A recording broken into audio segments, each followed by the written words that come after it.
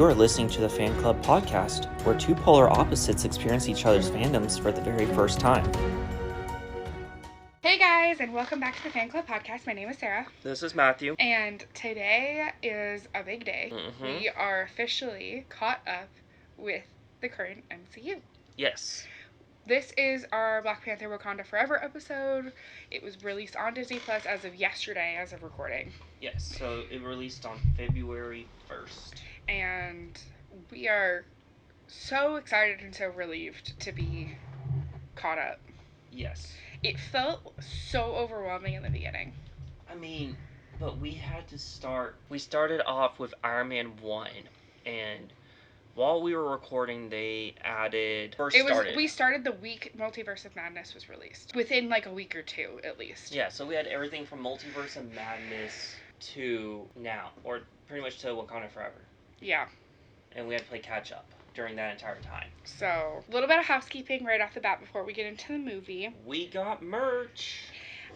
So I took this dumb one-off joke that Matthew had said in one of our early episodes, and I turned it into a merch design, and I'm really proud of it. I'm nowhere near like a graphic design genius, but I worked so hard on that design. I'm not a whiz with Photoshop or any of that kind of thing, so the fact that it's like not an outrageously hideous thing is it looks good. And so we have our Oobleck merch, the Reality Stone is Oobleck merch, and then we also have our modified logo because Spreadshirt had some issues with the copyright in our original logo. Yeah. So I had to make some modifications to take out some of the more egregious IP references. Yeah. Which it still like looks like our logo, but I had to make some. We had to modify it slightly. Hopefully it's not too noticeable. But yeah, so you can get our merch on t-shirts, hoodies, mugs, stickers, hats, aprons, anything. You can even get a baby onesie if you want to. Yes. Literally anything, and we tried to lower the prices as much as we possibly could. Without to be fair. Yeah, because we still need to make somewhat of a profit. Yeah. But we lower the prices to where we make very little. So, realistically, like, yes, if you buy a t-shirt, you're giving us money. But to be fair, it's not. We're not going to be able to live on this kinds of money. No. But the money that we do make, it'll be going to a new mic. It'll be going to a new laptop. It'll be going to getting a desk to edit upstairs. If you follow us on Instagram, we frequently have technology issues, so yes. It'll be nice to be able to upgrade some things.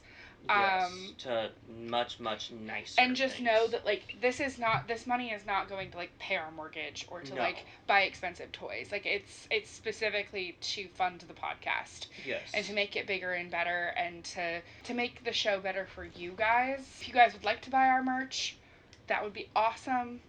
But no pressure. And then whatsoever. When you do, send us a DM when you do. Send us pictures. Send us pictures, send it to us, and then in every episode, if you buy our merch, we will give you a shout out. Yes. And then we also will be having limited edition merch for some of our themed months, like for Mystery March, for Nostalgic November, Screamtober. Go check out our merch. We're really proud of it, and we plan on with the themed months, it will be only available during that month, and it will be probably be on a special sale. I need to figure out the promos and the sales and stuff.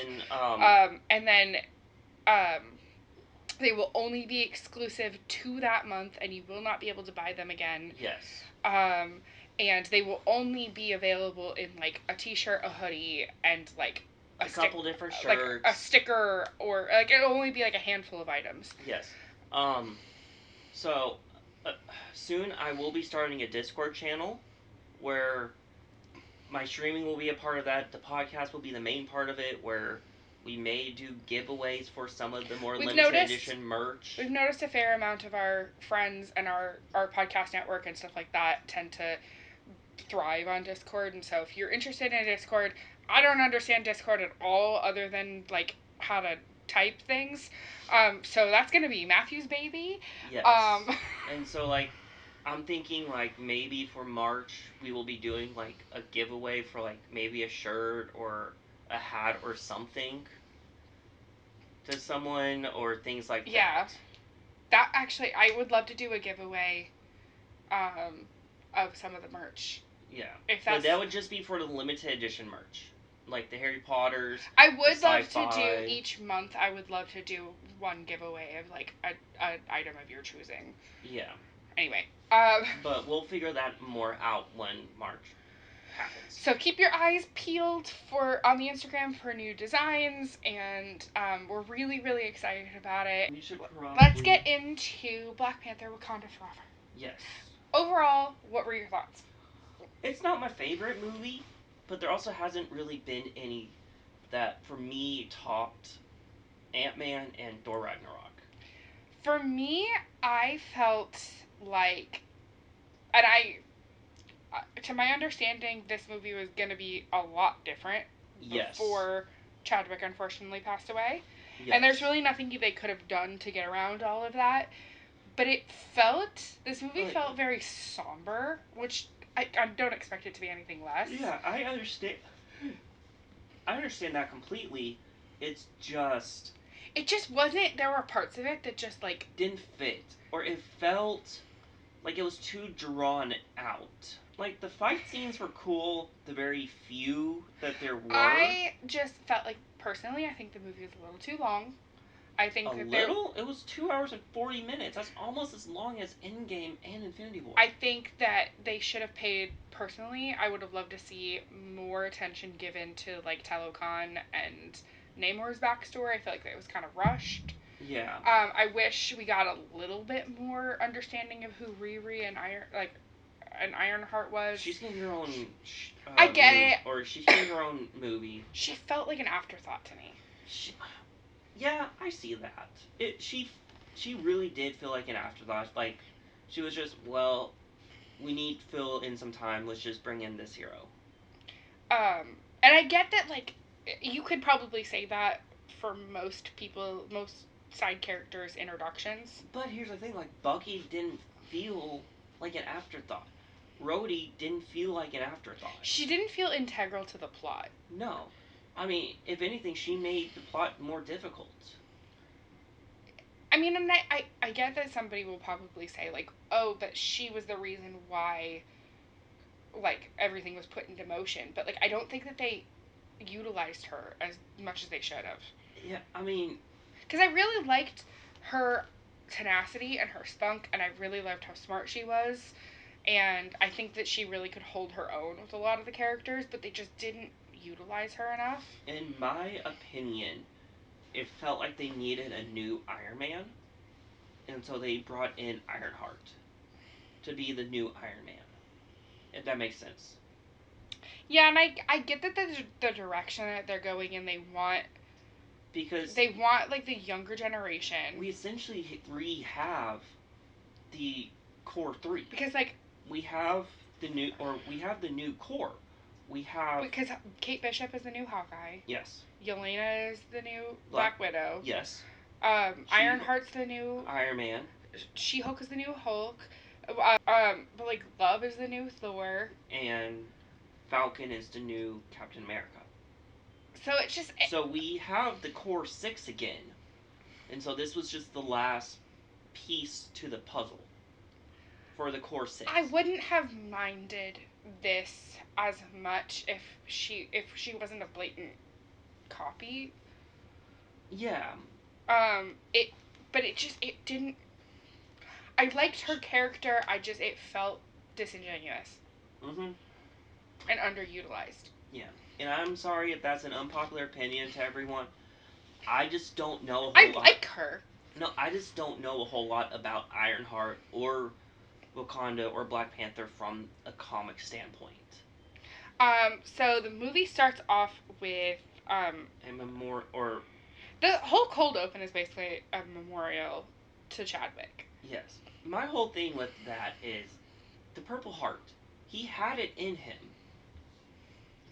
How is Before it was all burned. No.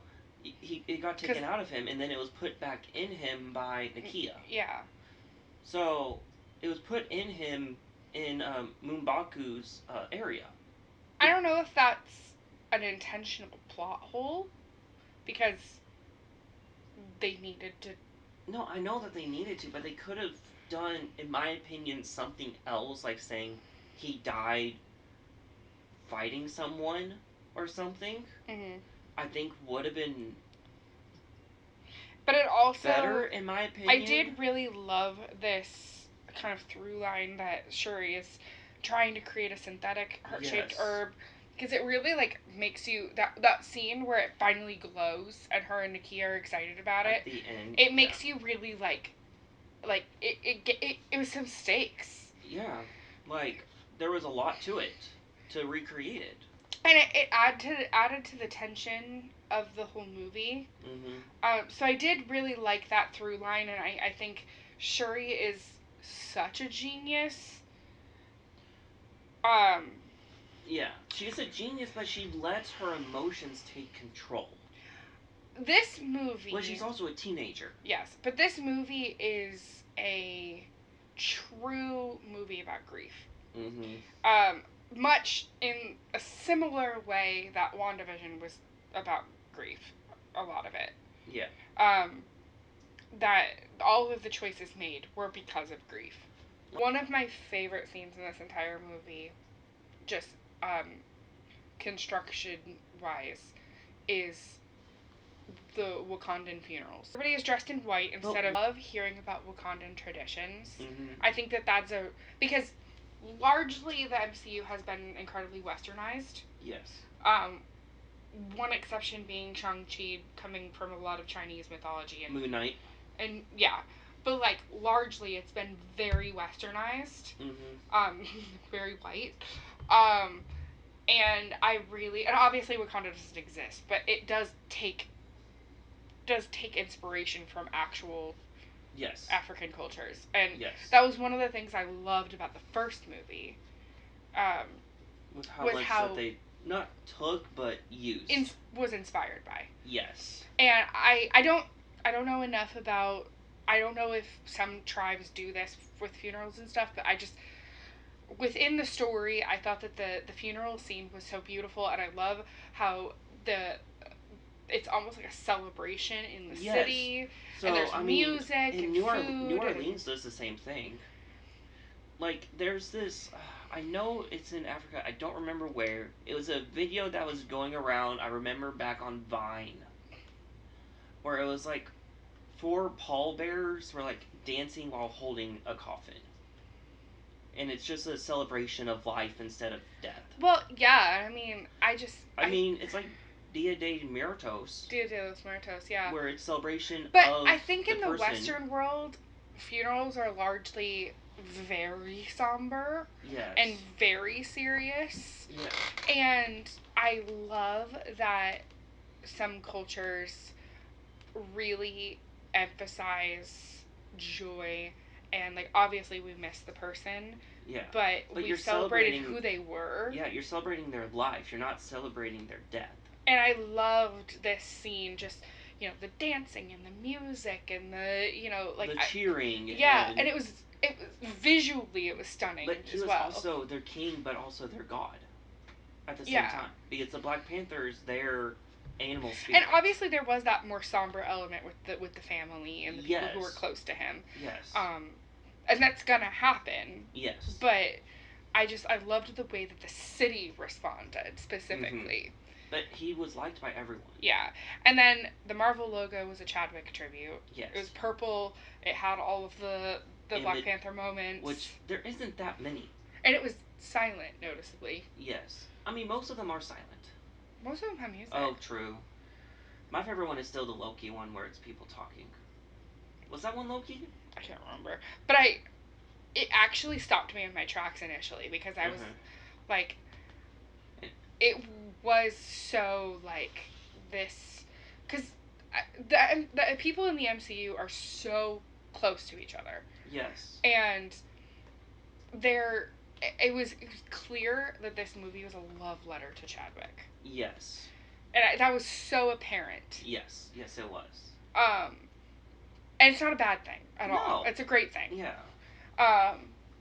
And so I loved this little, and it was similar to the Stanley, the Stanley Memorial tribute. Yeah, but that was at the end of. No, it was the beginning of Captain Marvel. So then we flash to 1 year later, and the Queen is in a UN meeting. And I love this outfit that she's wearing. It is beautiful. It's purple and gold, and it's stunning. Yes, like while the meeting is going on,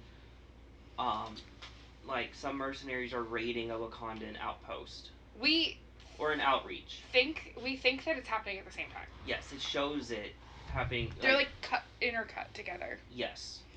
And basically the Queen, ultimately the scene is her refusing to trade vibranium. Yeah. And because we're not afraid of what I'm trying to remember what she said with it. Like, we're not afraid of vibranium, we're afraid of what you will do with the vibranium. Which is what it boils down to. Those aren't exact words, but it was something like that. Like, or no, it's you guys shouldn't be afraid of us having vibranium. You should be afraid of what you do with vibranium. It's something like that. When in the scene where they're breaking into the outreach, the Dora Milaje basically are inside the vault, knowing that they would attack. And one of the scientists is a Dora Milaje dressed up. Yes. And she has these two like laser knives. I don't know her name off the top of my head. They do name her. I don't remember off the top of my head either. But yeah, she has these little. She has laser daggers. No, they're vibranium daggers. But they shoot like none of their weapons kill. And Okoye is like, why don't you use your spear? Because Shuri made these for me to try out. So we learn that this scene happened the night before. Yes. Or the night before, day before, a couple days, something like that. Into the UN meeting, the Dora Milaje bring all of the people that were breaking in, and which is such a badass move. Mm-hmm. This is so... And the bait and switch was incredible. Yes, where, like, she's like, well, we're going to send to everyone's phone who sent them, and it was the person from France. Mm-hmm. So then we learned that they find vibranium in the middle of the ocean. Yes. And the scientists go out and they like send some people down in these like suits, and then they all go of a sudden, like 5,000 feet underwater. All of a sudden we start hearing this like creepy singing. Yes. And people on the ship just start jumping into the water. So they're like sirens. Yes. It's directly inspired by sirens of Greek mythology. They're mermen. The people from Talokan jump up onto the ship, and I love this characterization where they have like the water masks and the water gills. Yes. I love that costume touch. Mm-hmm. I thought it was so good, and like, I found it really weird though that they're only blue above water. It's because they need what I'm guessing is they need the oxygen from the water. So think of it like... Go ahead.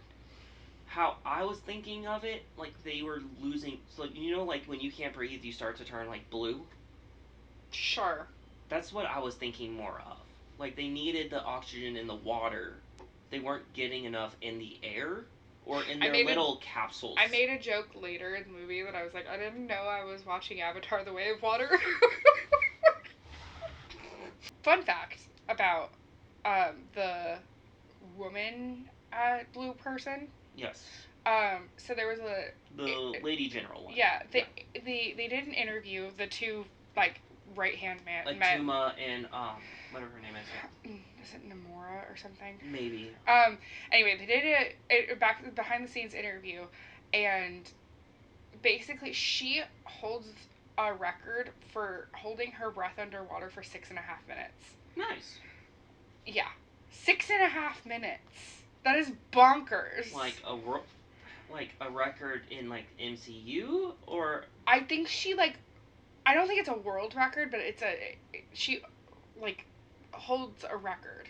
Nice. Basically, we learned that Shuri made some exosuits for Okoye.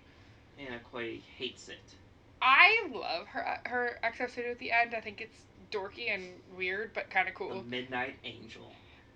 Dumbest name, I have to say. So then Ramonda takes Shuri out to do a grieving ritual at a campfire. Yes. And Namor shows up. And he's decked out head to toe in vibranium. Yes. A different type of vibranium, I might add. And he has winged feet. Yes. A la Hermes. Yeah. He is technically a mutant. I think his backstory is really interesting. Yes. Which we'll get to in a bit. But I think he says something like he's the first mutant. He does use the word mutant. Which... Is he an X-Men? No. Professor Eggs, you can call him. The original Submariner, who Namor is based off of, was a robot, like the original Human Torch. They were the first two Marvel comics. The robotic Human Torch and the robotic Submariner. And we've seen the Human Torch before. You remember where? New Mutants? No. By the way, that is going to be our last episode that nobody is ever going to listen to because our computer crashed. Our computer crashed and burned and completely deleted the file after recording for 2 hours. So nobody's ever going to hear it. And the movie is boring and don't watch it. No, it's not boring. It's interesting. Anyway. But think really, really hard. Where would you think we would have seen the robotic Human Torch? Oh, it's at the World's Fair yes. thing in the first... The Stark Fair. Yeah. Yes. He was in the glass cage. So then Namor basically says that he needs vibranium.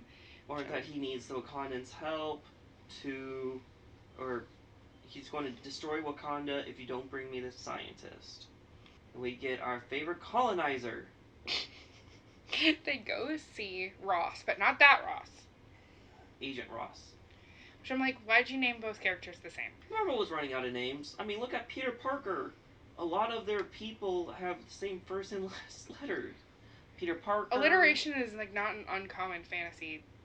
James Jonah Jameson Jr. But like, come on. Can we not name two government employees Ross? Could we not come up with a better name? So we go to MIT, which is in Boston, Massachusetts. Which the Wakandans call is just as good as one of their village schools. So was that an insult to MIT?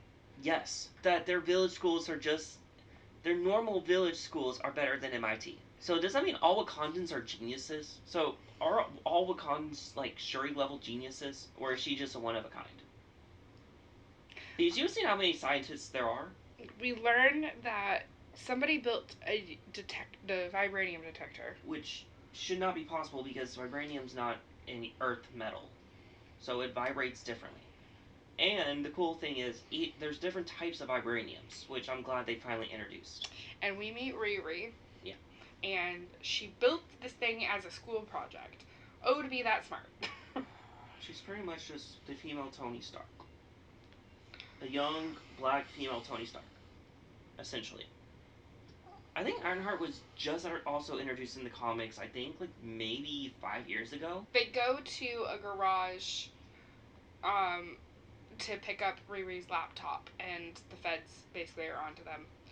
And we learned that she built her own Iron Man suit, essentially. Yeah, Ironheart was introduced in 2016.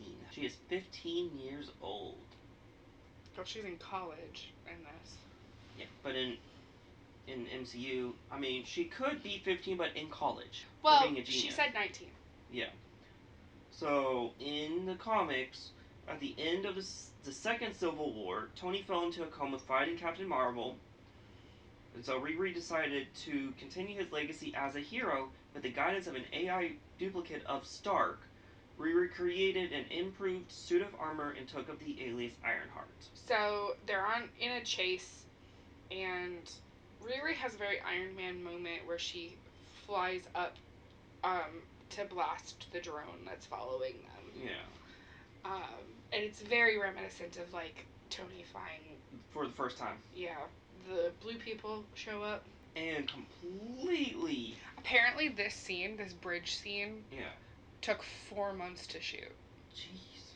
Because the choreography was so insane. Mm-hmm. And Atuma, who is a real villain in the comics. He's apparently, is he Namor's, like... Right hand. No, he's like against Namor in the comics, isn't he? Yes, he hates Namor. Namor is a hero in the comics, so I don't like that they turned him into a villain. I don't like that. But Atuma is evil, like just super, super evil in the comics. Mm-hmm. Where he just wants to destroy the land lovers. And he just wants to turn the entire Earth into a giant ocean. So that he will have full reign over everything. In a normal supervillain capacity. So, okay, so he just wants to take over the world. He just wants to take over the world and kill everyone. He's not a generic superhero or anything, supervillain or anything. Nope, he just wants to kill everyone. He just wants to watch the world burn and then flood it and control. This fight between Atuma and Okoye is insanity. She got beat down. And it's Okoye. Like beat down to full on, and then just tossed into the river like she was nothing. And then Shuri basically decides to go with them. To save Riri. And the feds come and we see Valentina. Yeah. I find this character so wildly uninteresting. Just wait until Thunderbolts. Ross finds the Kamoye beads. Yeah. Because Shuri left them for him.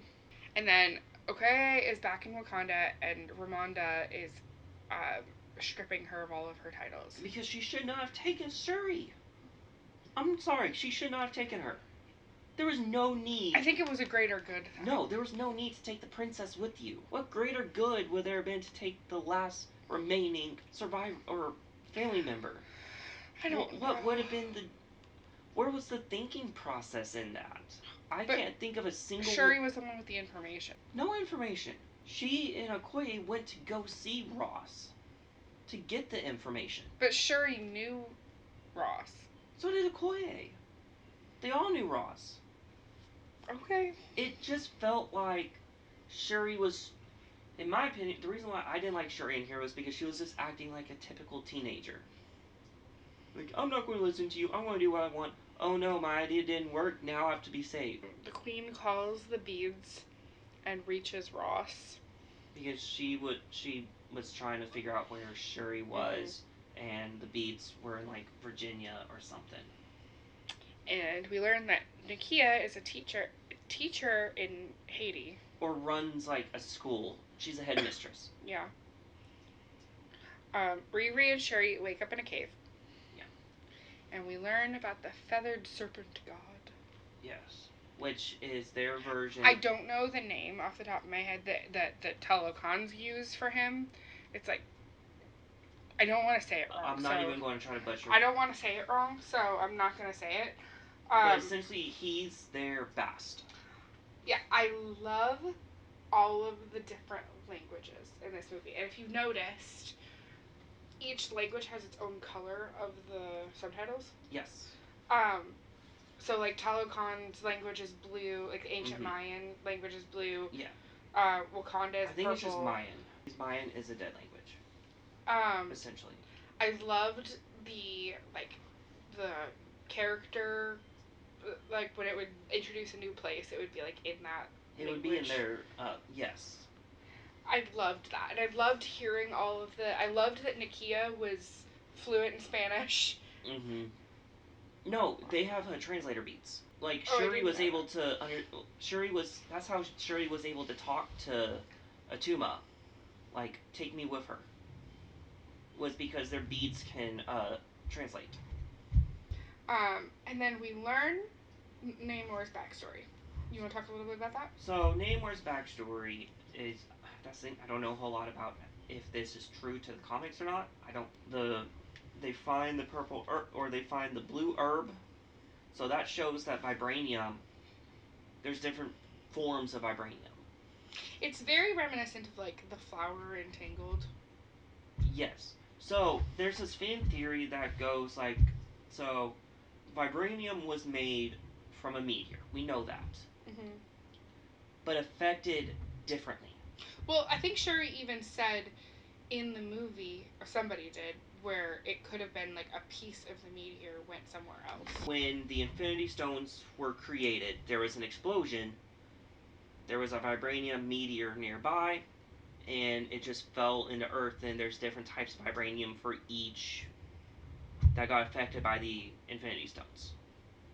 Why they do things, why there's a blue vibranium plant and a purple vibranium plant, even though they're from the same rock type thing. If that makes sense. Mm-hmm.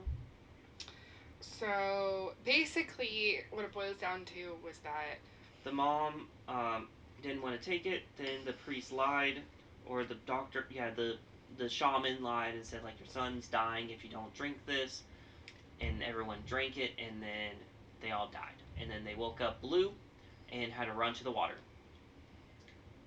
yeah, they couldn't breathe air anymore. Yeah, so it may also depend on the god that you It was worship. like, I think his name was Chalk. I don't know anything about like Mayan or like Aztec or anything. All of I their know gods. is when I was like 8, we went to Cancun on a family vacation, and we went to the ancient ruins of Tulum, which is like, but again, I was 8. It was 20 years ago. So I remember literally none of it. And it was also like really, really hot, and like, because it was the middle of the summer, and in Mexico. And I remember being miserable because I don't do the heat well. So I was too young to understand any of the information. So basically, Namor is born with pointed ears to the sky and winged feet. Yeah. So then he takes Namor back to the present, takes Shuri down to Talokan. Yes. This is my nightmare. Okay? I find the ocean incredibly unsettling.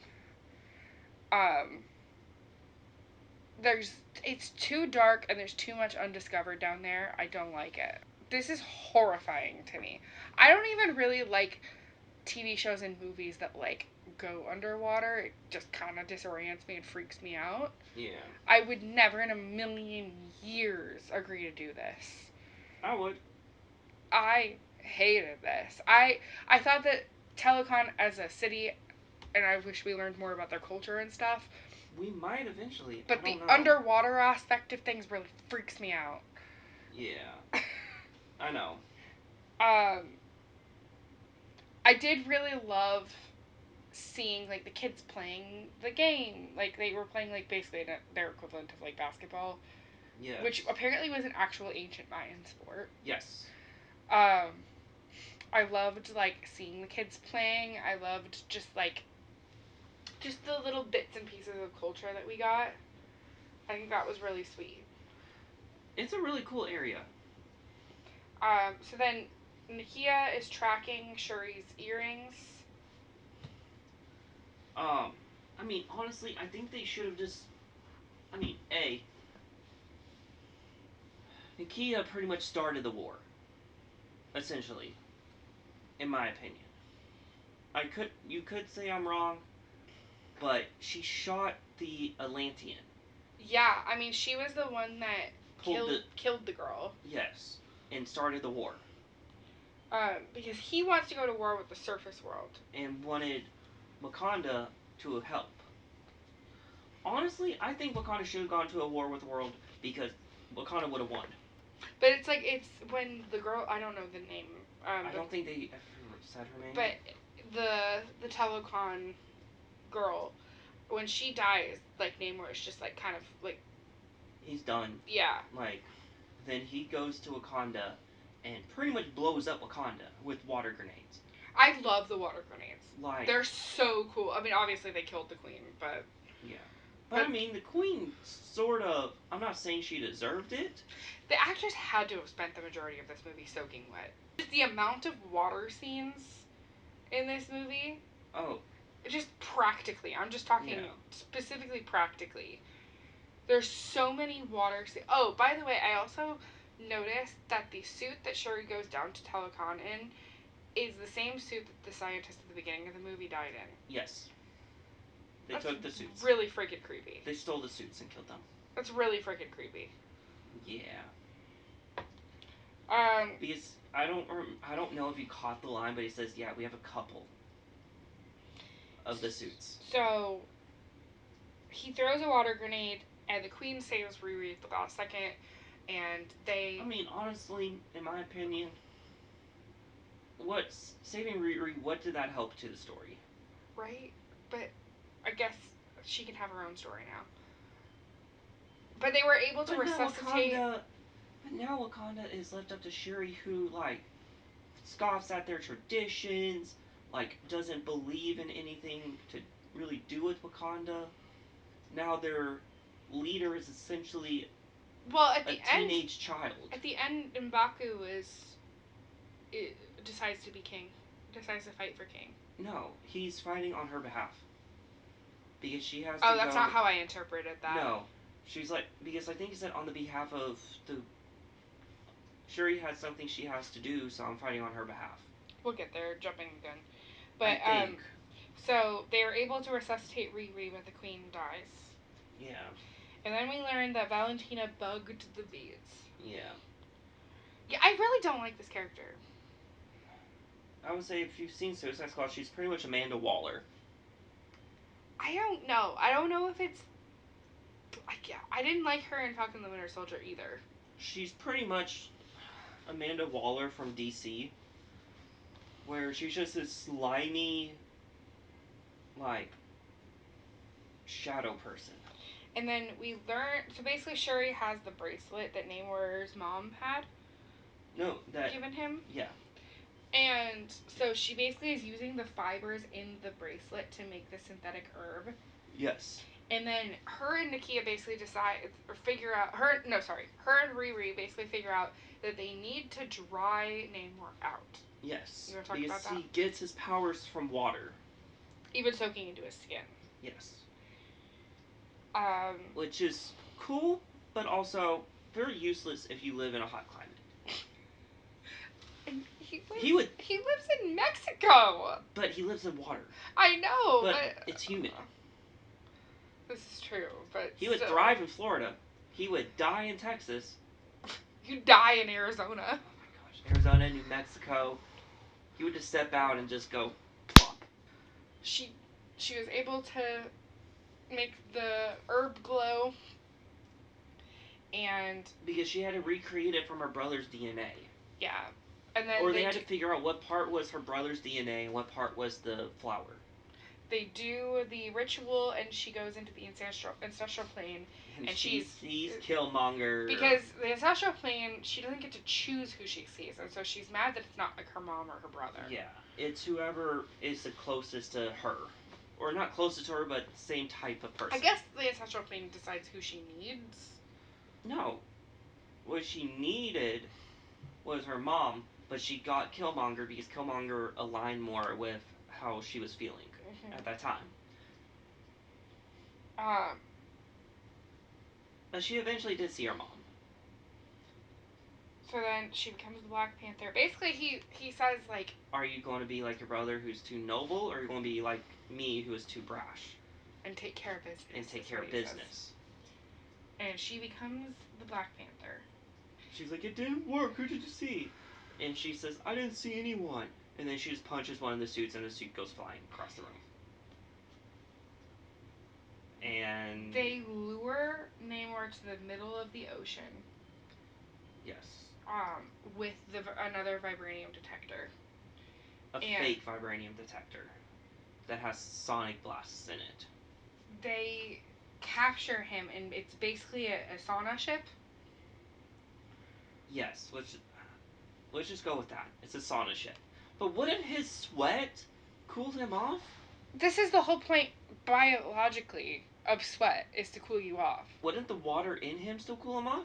But also, like, he's 75... Human beings are 75% water, or right? 72 or something like that. But, like, But wouldn't the water in him cool him off? Or does it have to be on his skin? Okay, I feel weird making this reference because I've never seen it. Is he like SpongeBob? That's Aquaman as SpongeBob. Not Jason Momoa's normal Aquaman from the comics is SpongeBob. Not Jason Momoa's. I've seen the clip of like SpongeBob dried out. Yes, pretty much, yes. So then this scene you were like, when you see that shot underwater of that huge net full of the water grenades. You were like, oh no. Like, people are about to die. I thought it was a giant water grenade at first, but it's just a bunch of little ones. It was like thousands of little ones. I don't know which would be worse, one big one or thousands of little ones. And this is when we get Okoye's new suit. Or Quay's and the other chick's new suit. I can't remember her name. I don't remember her name either. She has very high cheekbones. Okay. Like almost they almost look like she has a ton of face filler. Like I don't know. No shade, but yeah, we get the Midnight Angel, which is in my opinion, the dumbest name. This is a hot take. That costume, as much as I think it's a cool costume. It reminds me of something they would put on The Masked Singer. Yes, absolutely. But why couldn't she go with something more sleek? Like the Black Panther suit is black. Why couldn't they go with like a black suit, or couldn't they go with like Doja Mayon? Dora Milaje. Dora Milaje, like color scheme. Why blue and white and gold? I think it's because that's how it looks in the comics. I saw a picture of what it looked like in the comics. I know that, but I mean, they've never really cared about costume choices from the comics. But like, this is my thing. Is like I think Black Panther has been consistently incredibly and killing it with the costume choices. I know, but this one, it just like it felt out of touch. Well, it didn't feel like something Okoye would wear. No, but she also hated it. So yes. But like also like it wasn't giving Angel. It was It was like I didn't love all of like the weird stringy things on her helmet. Like the almost tassels, for lack of a better word. I thought it would have been more interesting for her to have like some sort of wing mechanism on her back. That would have given Angel a lot more. Yeah, I know. So then Shuri and Namor end up on this like desert island, and Shuri rips off one of his foot wings. Yeah, that was painful. And he stabs her right in the gut. Yeah. So the Midnight Angels are Black Panther. They're like the Dora Milaje. Yeah, but they're more for like assassination attempts and stuff like that. And there's only like 4 of them. They were made to. The first group were highly trained wet work or assassination specialists and were assigned to work with Deadpool during the Doom War between Dr. Doom and Wakanda. These Midnight Angels use specialized non-vibranium equipment to avoid Doom's control, and having discovered his connection between vibranium and his own magic. So then she uses an old jet engine to incinerate him. Oh my! No, she uses the ship. Yeah, that's what I meant. The ship that blew up. That's what I meant. To like, this fight scene was still cool, and like she got. I did, however, really love that this fight scene has little to no music. Yes. It made the tension like crazy. Yes. Because I feel like music, in a lot of senses, tends to drive the tension in a lot of scenes. Yeah. And this, like, you were so focused on the action.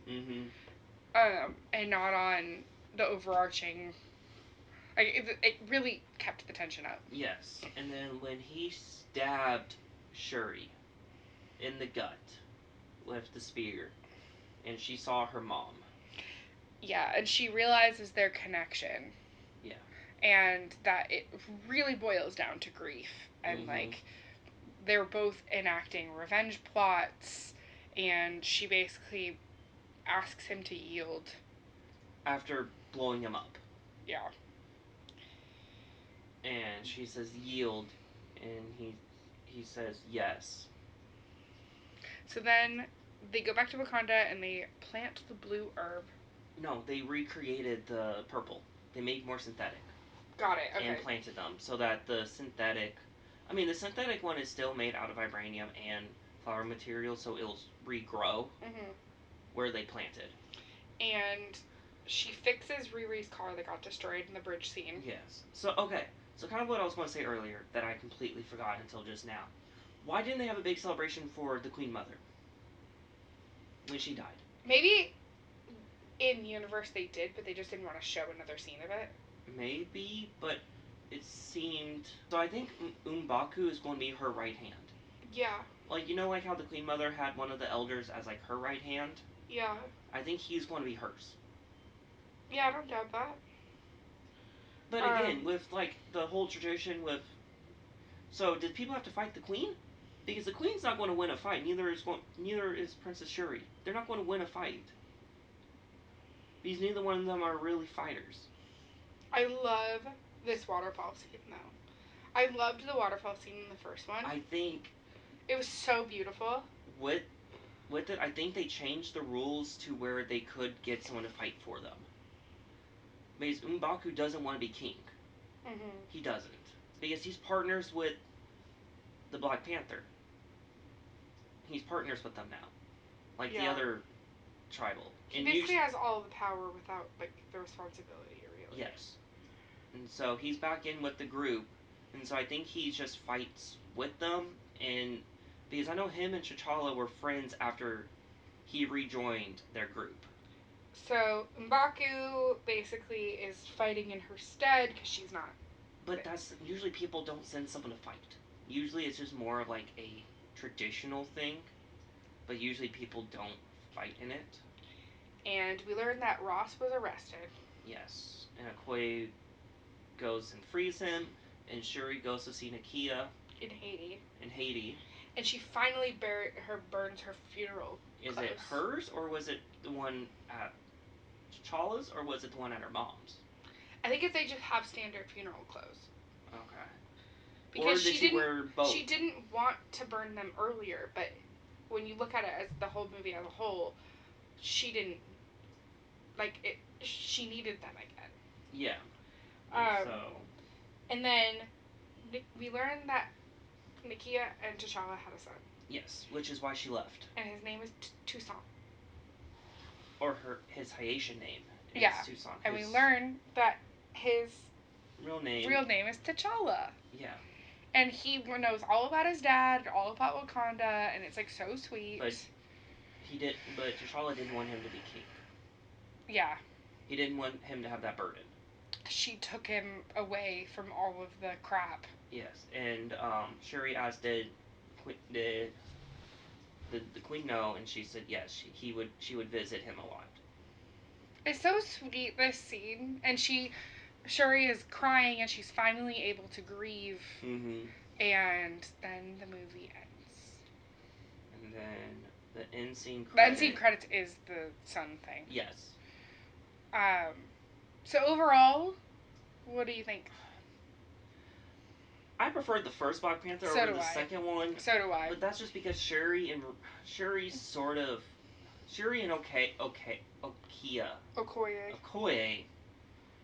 killed it for me. I just think because that they were both. I think that Chadwick carried that movie on his shoulders. Yes. And it was so clearly missed in this movie.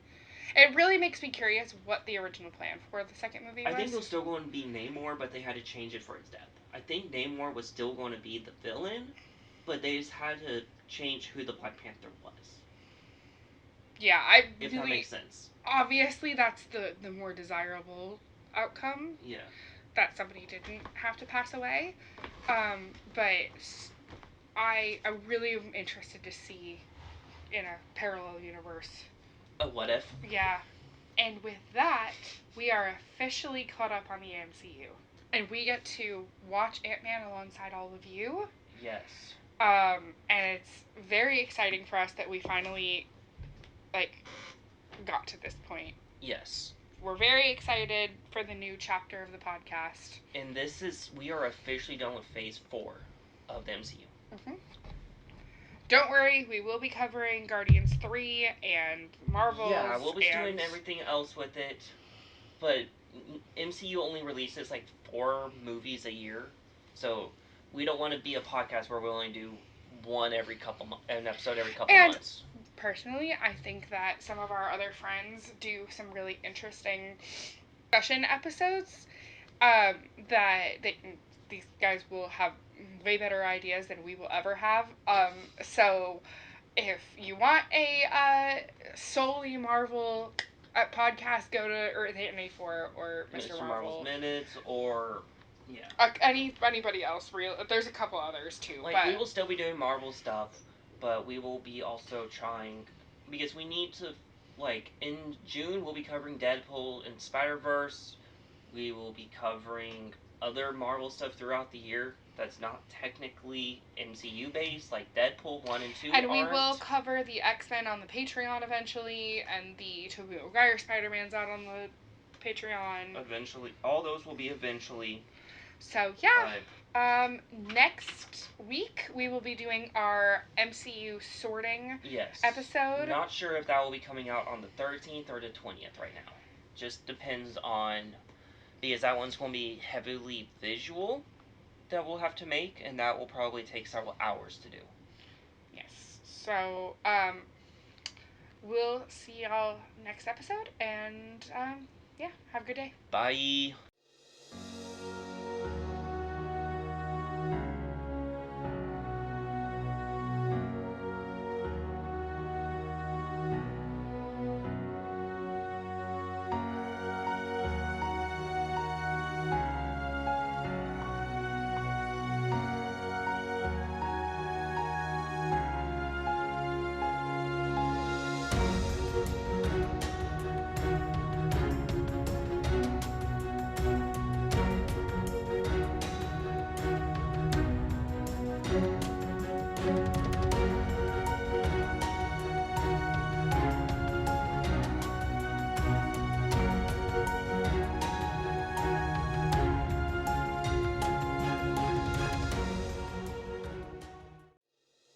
If you would like to support this podcast, you can subscribe to our Patreon to gain access to bonus content and listen to each episode ad-free a whole day early. Go to thefanclubpodcast.myspreadshirt.com to get exclusive designs on t-shirts, sweatshirts, mugs, stickers, and many other items. We will even have limited edition designs in the very near future. Follow us on all of our social medias for updates and what we are working on in real time. We are part of the Needlessly Nerdy Entertainment Network. They are a conglomerate of podcasts and blogs that provide entertainment, news, and reviews of all things nerdy, including movies, TV, books, video games, tabletop games, cons, pop culture, and more. Go check out all the amazing shows and the network at needlesslynerdy.com.